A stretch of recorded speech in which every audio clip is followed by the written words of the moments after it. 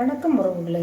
நான் முருங்கைக்காயை வச்சு ஒரு டிஷ் செய்ய போகிறேன். பாருங்கள், முருங்கைக்காய் முத்தின காயெல்லாம் ஒரு டிஷ் பண்ண போகிறேன். பிஞ்சாக இருக்கிறதெல்லாம் ஒரு டிஷ் பண்ண போகிறேன்.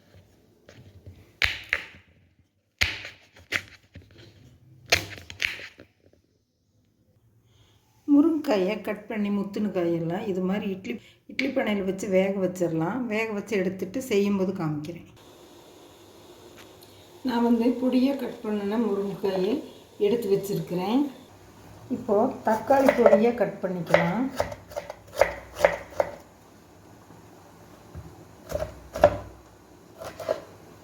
தக்காளி கட் பண்ணிவிட்டு பெரிய வெங்காயம் 3 எடுத்து கட் பண்ணிக்கலாம். பெரிய வெங்காயம் 3 எடுத்து நல்லா பொடியாக கட் பண்ணிக்கலாம். இப்போது ஒரு டிஷ் செய்கிறதுக்காக தக்காளி கட் பண்ணி வச்சுருக்கேன். பெரிய வெங்காயம் 1 கட் பண்ணி வச்சுருக்கேன். இதை பூண்டும் கருவேப்பிலையும் எடுத்து வச்சுருக்கிறேன். மண் பாத்திரம் வச்சு காஞ்சிருச்சு. எண்ணெய் சேர்த்துக்கலாம். கடுகு சேர்த்துக்கலாம். கடுகு பொரியட்டும். கடுகு பொரிஞ்சிருச்சு. பூண்டும் கருவேப்பிலை கூடவே பெரிய வெங்காயம் சேர்த்துக்கலாம். இந்த வெங்காயம் வணங்குறதுக்கு கொஞ்சமாக கல்லுப்பு சேர்த்துக்கலாம். நான் குக்கரில் இந்த முருங்கைக்காயை உப்பு போட்டு வேக வச்சுருக்கிறேன். வெங்காயம் பூண்டு கருவேப்பிலை வாங்கிட்டுக்கலே மஞ்சத்தூள் சேர்த்துக்கலாம். கட் பண்ணி வச்ச தக்காளி சேர்த்துக்கலாம். கூடவே அதுக்கு தேவையான மிளகாத்தூள் சேர்த்துக்கலாம். மிளகாத்தூள் ரொம்ப காரமாக இருக்குது, அதனால் கம்மியாக போட்டிருக்கிறேன். அந்த முருங்கைக்காய் வேகட்டும். இது நல்லா வணங்கட்டும். இது வணங்கிட்டு இருக்கும்போதே பெருங்காயத்தூள் சேர்த்துக்கலாம். நான் சீரகத்தூள், வெந்தயத்தூள், கரம் மசாலா, இது பெப்பரு, இதில் பெருங்காயம் எல்லாம் ரெடியாக வச்சுக்குவேன். இது பெருங்காயம் வாங்குகிற டப்பா நம்ம இப்படி ஓப்பன் பண்ணி அதிகமாக கொட்டிக்கலாம். இல்லைன்னா இந்த பக்கம் ஓப்பன் பண்ணி கொட்டிக்கலாம்.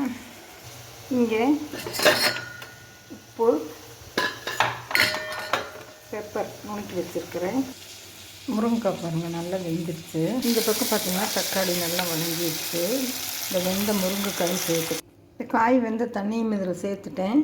கொஞ்சம் நேரம் மூடி போட்டு மூடி வைக்கலாம். கொஞ்சம் நேரம் மூடி போட்டு மூடி வச்சிடலாம். இந்த வெந்த முருங்கைக்காய் எடுத்து ஓப்பன் பண்ணி இந்த மாதிரி சதை எடுத்துடலாம். ஃபுல்லாக எடுத்துட்டு உங்களுக்கு காமிக்கிறேன். நம்ம முருங்கைக்காய் பொரியல் சூப்பராக ரெடி ஆயிடுச்சு. முருங்கைக்காயில் இருக்கிற பல்பெல்லாம் எடுத்து வச்சாச்சு. தேவையான தக்காளி கட் பண்ணி வச்சாச்சு. சோம்பு, சீரகம், குருமிளகு, வரமிளகாய், பூண்டு எடுத்து வச்சுருக்கிறேன். இதில் பார்த்திங்கன்னா சின்ன வெங்காயம், கருவேப்பிலை எடுத்து வச்சுருக்கிறேன். புளி கரைச்சி புளித்தண்ணி எடுத்து வச்சுருக்கிறேன். இப்போது இதையெல்லாம் மிக்ஸி ஜாரில் சேர்த்து அரைச்சிட்டு வந்துடலாம். சீரகம், சோம்பு, குருமிளகு, கருவேப்பிலை, தக்காளி, பூண்டு அரைச்சிட்டு வந்துட்டேன். முருங்கைக்காயில் அந்த பல்பெல்லாம் எடுத்து மிக்ஸி ஜாரில் போட்டு நல்லா நைஸாக அரைச்சி வச்சுட்டேன். இது புளிக்கலவை. இது தக்காளி, சீரகம், மிளகு, சோம்பு, பூண்டு, கருவேப்பிலை எல்லாம் அரைச்சிட்டு வச்சுருக்கிறேன். கலர்ஃபுல்லாக வேணும்னா காஷ்மீர் மிளகாத்தூள் போட்டுக்கலாம்.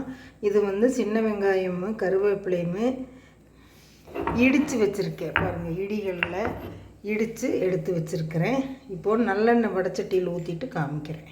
நல்லெண்ணெய் ஊற்றி காஞ்சிருச்சு. வெந்தயம் ஒரு பிஞ்சப், கடுகு 1 ஸ்பூன் போட்டு வெடிக்க விட்டு வெடித்தோன்னே கடுகு நல்லா வெடிச்சிருச்சு. சின்ன வெங்காயம் கருவேப்பிலையும் சேர்த்துக்கலாம். கல்லுப்பு சேர்த்துக்கலாம். வெங்காயம் வணங்கிட்டு இருக்கும்போது மஞ்சத்தூள் சேர்த்துக்கலாம். நல்லா கலந்து விட்டு வெங்காயம் நல்லா டீப் ஃப்ரை ஆகட்டும். வெங்காயம் நல்லா பொரிஞ்சு வந்துடுச்சு. தக்காளி கலவை சேர்த்து இப்போது புளித்தண்ணி சேர்த்துக்கலாம்.